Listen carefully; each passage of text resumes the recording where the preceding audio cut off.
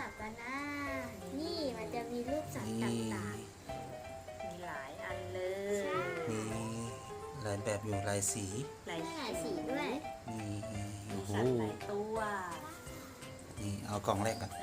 กล่องแรก กล่องสี จะเป็นรูปอะไรไม่รู้ น่าจะเป็นฮิปโปตัวสีด นี่เป็นฮิปโปใช่ไหม ำใช่แม่ว่าเป็นฮิปโป อ๋อลองแกะดิ เราแกะออกมา แกะอันนี้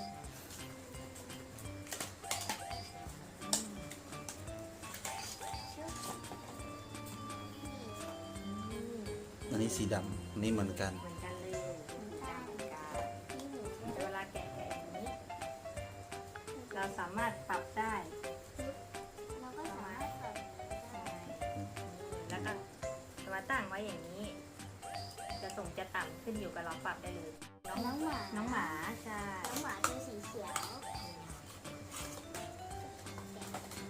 นี่เหมือนกันเลยเป็นสีเขียวเ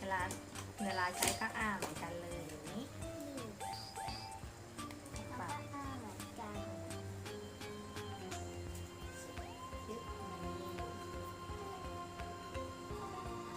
แล้วก็รอตัวต่อไปเลย อันนี้น่าจะเป็นหมีโคอาล่าใช่ฟ้า สีฟ้า น่ารักมากนี่พอแกะออกมาจะเป็นตัวสีขาวนะ ไม่ได้เป็นสีฟ้าเหมือนในรูป ค่ะมันเป็นตัวสีขาวมันเป็นขาวฟ้า ใช่น่ารักด้วย วิธีตั้งเหมือนกันเลย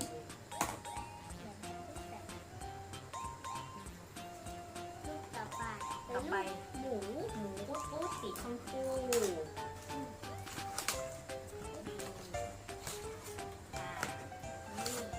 ตรงปกอยู่นี้สวยน่ารักเหมือนกันเลย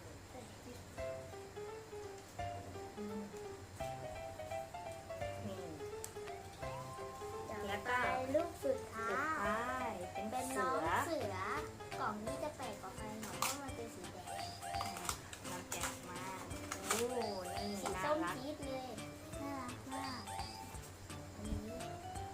แล้วเราก็มาตั้งให้ดูเลย